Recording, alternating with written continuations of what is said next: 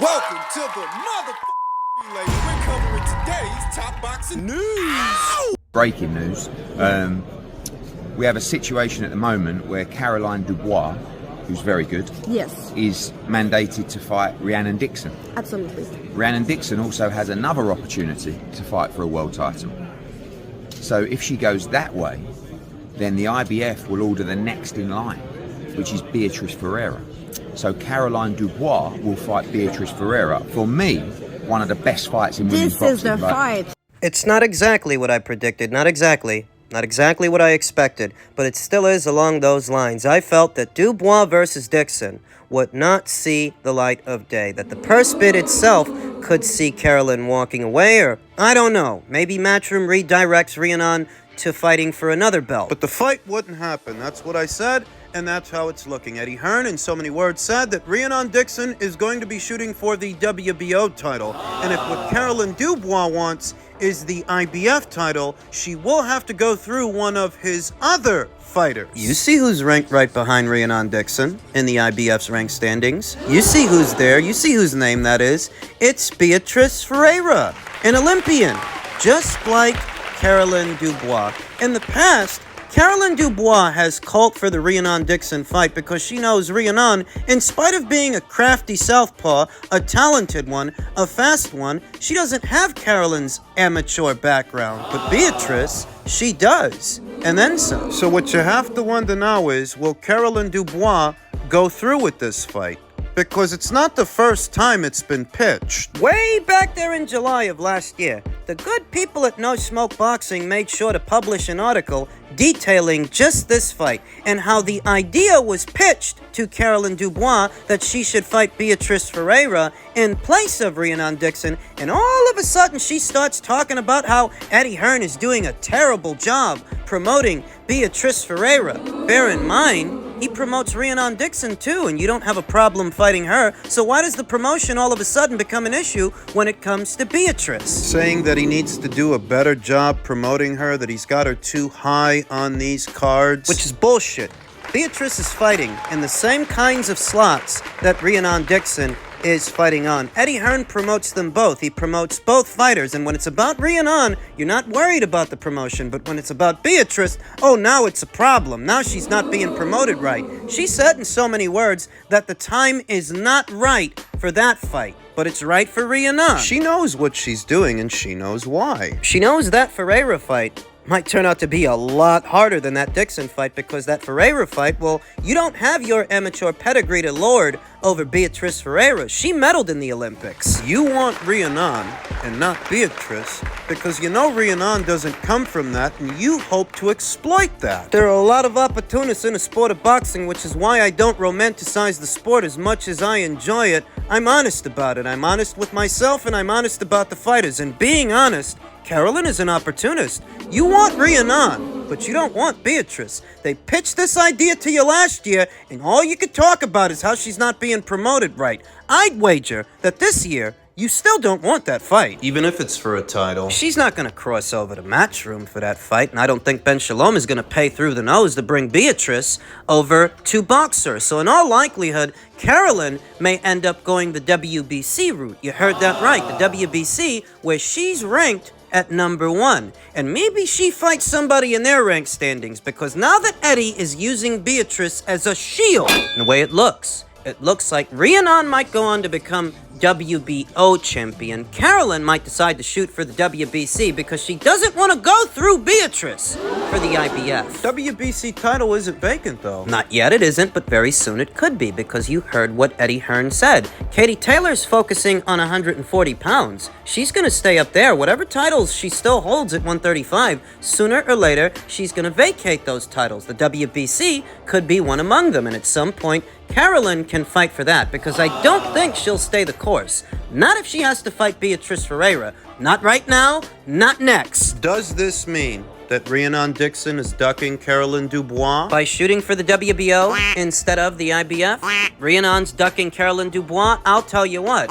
If that means that, then that would also have to mean that Caroline is doing some ducking of her own, that she's ducking Beatrice Ferreira. She wasn't crazy about this fight last year, and I don't think she's crazy about it now. The silver lining is that Carolyn is a lot younger than Beatrice, so time is on her side, and maybe in time she'll warm up to that fight, but at this time, she don't want it. The reset button is very close to being hit at 135 pounds, and these are the names you need to remember: Carolyn Dubois, Rhiannon Dixon, and Beatrice Ferreira. What could soon become the next line of champions in the women's lightweight division this year. In men's junior middleweight news, our expanded coverage of what is supposed to be Tim Tszyu's next fight, now that Tim Tszyu's March date has been pushed back. Tim Tszyu, touted March 2nd date in Las Vegas, has been pushed back after he was unable to find a suitable opponent for the date. Who would you like to see the WBO World 154-pound champion fight next? Well, rumor has it he's going to be fighting Erickson Lubin next, here stateside at a later date. The issue I have with that is Erickson Lubin is not the kind of opponent you fly halfway across the world to fight. If it were Terrence Crawford, then I could understand someone like that, but Lubin? Look, I've said all that before. I don't think it's good. I don't think it's good at all that Tim Tszyu is still doing business with the PBC. Tim Tszyu, who, for as long as I've seen him in action, has always been a busy fighter, an active fighter that keeps an active schedule. But as soon as he started doing business with the PBC, his schedule took a hit. He went into business with these guys circa 2022, and he only fought once that year. That was the Terrell Gausha fight, what was his PBC debut in Minneapolis at the Armory. He suffered a slight injury in that fight that sidelined him for a short while, but then Jermell Charlo said he was injured. And I didn't believe him. Why did you believe Tim Tszyu, but not Jermell Charlo, you ask? Because Tim is usually a busy fighter, so if he stops being busy, it must be because he's injured, whereas Jermell, he was never that busy to begin with. He was fighting once a year. He was fighting, on average, once a year for the last 3 years. And I didn't believe he was injured. In tandem with what he said, in tandem with him saying in so many words that Tim Tszyu was not part of his plans, he wasn't part of his future. What I think happened was they signed Tim Tszyu to some kind of deal, and they had him fly over to Minneapolis to fight Terrell Gausha on the predication that Terrell would beat him, that Terrell would take his WBO interim status from him, so that when that doesn't happen... Now Jermell is injured. See, what I think happened was they were setting Tim Tszyu up. They didn't think he was going to win that Terrell Gausha fight, but he did. So when he did, that threw a monkey wrench in their plans because they didn't think they would have to make the Charlo versus Tszyu fight. Tszyu wins the fight, now they're on the spot, and the only way out of it is to say that Jermell is injured. They were wasting Tim's time. He ended up fighting Tony Harrison instead, while he waited for Jermell to come back, and Jermell came back. He came back all right to fight somebody else, to fight Canelo Alvarez. They wasted his time before, and they might waste his time again. Now we see that where he was supposed to come back in early March, they were trying to line up Tim Tszyu's next fight with some kind of rugby thing that's supposed to land in Las Vegas in early March. And that bit of it I understood because they were expecting a lot of Australians to be in Vegas for the event, the rugby thing, rugby being their national pastime and Tim Tszyu being a star over there. I understood that. I understood that much. But if you're not aligning your fight with that event anymore, then there's no reason to fight in America. Not for Erickson Lubin. If your fight date is getting pushed back, you might as well fly back to Australia and do your next fight there. Once again, his schedule is taking a hit. And it's taking a hit as a result of being in bed with the PBC. That's what it is. We all know their fighters aren't that active. You can spit in the wind and hit an inactive PBC fighter. I mean, Jermell was inactive for a while. So was his brother, Jamal Gary Russell. When's the last time he had a fight? And what about Ray Vargas? He's got a belt. He's literally a champion that hasn't fought in over a year. If what Tim Tszyu is doing is relying on the PBC to set up his fights in America... The thing in Vegas, the thing in early March, That was a no-limit thing, you know. That was a no-limit promotion, but now that he's not doing that as a result of an opponent not being available, at least that's the cover story, it looks like his next fight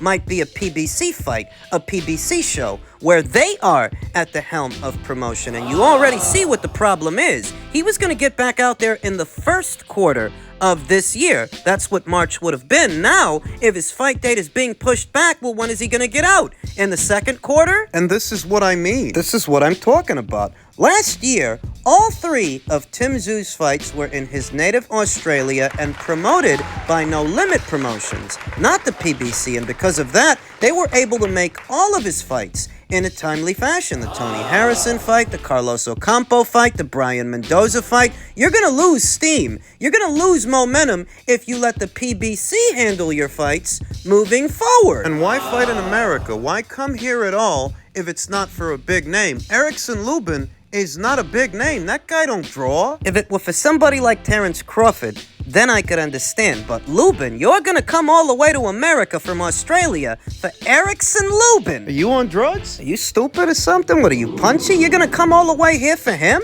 And delay your schedule for him. Tim seems determined to make a splash in the U.S. market that isn't what it used to be back when his father was a fighter, back when his father was an active fighter. I think he would be better off trying his hand in the U.K. market that's a lot more vibrant now than the U.S. market, fighting some fighters over there. But for that, he would have to be paired up with someone else, not the PBC. Matchroom, maybe Queensberry, but not those guys. Don't you remember? They were going to try to invade the UK market, the UK scene, and their kickoff fight was the Chris Eubank versus James DeGale fight. That's what they wanted to take over the UK market with, and that lasted all of... Don't you remember 3 years ago, maybe a little more than that, the landmark deal with ITV and the Eubank versus DeGale pay-per-view that sold next to nothing? That takeover... It tanked. Didn't go nowhere. PBC is tantamount to a local U.S. market. They're not global. Matchroom is. And I happen to think if what Tim wants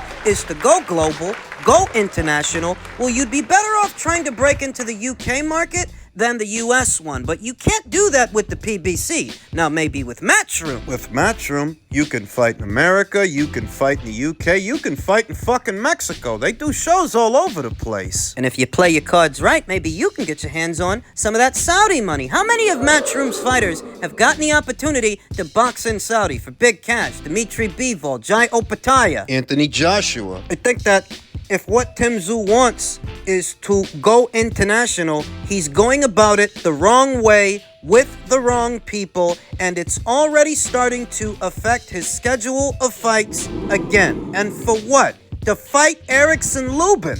Even if it is in Las Vegas, so what? That's not a big fight in Vegas. That's not a big fight anywhere in the country. You're flying halfway around the world to box Erickson Lubin. Erickson Lubin wouldn't fly halfway around the world to fight Erickson Lubin or somebody like him, so why are you doing that? It just doesn't make sense to me. Just have to wait and see what happens, and the PBC will get him out whenever they get him out. Michael, why couldn't you have gotten a Stay Busy fight in your own hometown? You stood out the entire 2023. Would that have taken you out the rankings, ruined your status? Why not Stay Busy? Well, I'm going to throw PBC straight under the bus here because, they locked me in the contract. They said, the Garcia-Lara fight and you're going to be on the undercard and, you can't fight anywhere else. And then, that fight didn't end up happening, so I couldn't be on the card. They basically said wherever Lara Garcia back then was going to happen was where I was going to be on the card, and so you just had an open-ended contract with no date, no venue? Correct. They just said we're waiting for the official date, and it just kept getting pushed from June to July to August to, and it was always next month. I promise you. 4 or 5 weeks. Tell me they at least gave you step-aside money. It gets even better. I haven't received anything. Lord have mercy. Thank you, Al Haymon. Now, if you needed an example, a glaring example of what I was talking about in my previous segment in reference to Tszyu, here you have Michael Zerafa confirming it. Confirming that what might happen to Tszyu if he keeps dealing with the PBC, it already happened to him. They convinced him to step aside. He was installed as Arislan Lara's mandatory challenger, and they told him to stand down and step aside so that Danny could get the shot. And the problem is, the fight with Danny and Lara never got made. So now this guy sat out all of last year. His career is left in limbo. He didn't get any step-aside money for doing this. And they wonder why I say that Al Haymon is bad for boxing. For years now, people have wondered why I've gone after Al Haymon year after year and video after video, and there are some who have tried to make it about anything and everything other than what it is. And what it is are bad business practices. What it is that this guy's bad for boxing, and I know what the rebuttal's gonna be, but last year he gave us Spence versus Crawford. Huh? You think he wanted to give us Spence versus Crawford? That fight didn't happen because of Al Haymon. It happened because of the fighters. What Al Haymon wanted was for Spence to move up in weight and fight Keith Thurman at 154. And the proof is in the pudding. The proof is there. TGB Promotions, which is just another way of saying PBC Promotions, they petitioned the sanctioning bodies to allow Spence to move up and fight Keith Thurman at 154 without being stripped. Huh? That was their plan, not making the Crawford fight. Al Haymon never wanted to make that fight, and if he had it his way, we never would have got it. Not that I think what remaining Haymonites are out there are thanking Al Haymon for that fight. Due to what happened, Spence getting annihilated, that's not what they envisioned, but that is what he envisioned, which is why he never wanted to make it. We didn't get that fight because of him. So don't bring it up as a retort. Don't bring it up as a rebuttal when I say that Al is bad for boxing. They didn't want to believe me when I said it, and some still don't. You're telling me that a guy who crossed over from the music industry over into boxing is now offering boxers open-ended, dick-in-a-booty contracts that stifle their careers, making empty promises while he does it, stringing them along. A guy from the music industry is doing this. I never would have thought. Or maybe I would have. And maybe I did.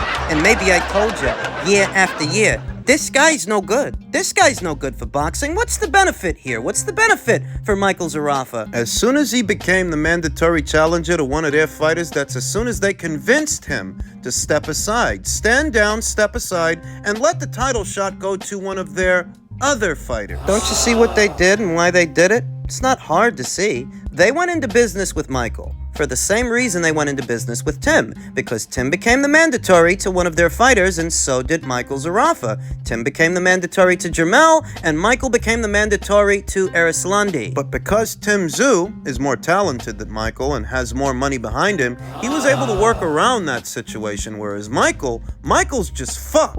Michael's just shit out of luck. You lost an entire year dealing with these people. Now, 2 of the middleweight titles are out of circulation. 2 of the 4 major titles, the WBA title that Lara has and the WBC title that Jermell Charlo still has, but shouldn't. The only 2 titles that are still in circulation at middleweight are the ones they don't have, the ones that Yanni Beck has. PBC's guys, their champions, their premier boxing champions, aren't doing any boxing. At least not at middleweight. Yeah, Jermall came back as a super middleweight. He didn't defend the title. Carlos Adames is mandatory challenger. Doesn't look like he's going to get a shot at Jermall. Who knows when Michael Zerafa is going to get his shot at Lara. You did the dance with the devil. And ended up twisting your ankle. And it all goes back to what I've been telling you. Al Haymon's reputation, in tandem with a scarcity of resources and a scarcity of fight dates, is going to make for a lot of fighters that they cannot accommodate. But since Michael signed a contract with these guys, he's pinned down and now he can't move. And this is supposed to be good for boxing? In what way?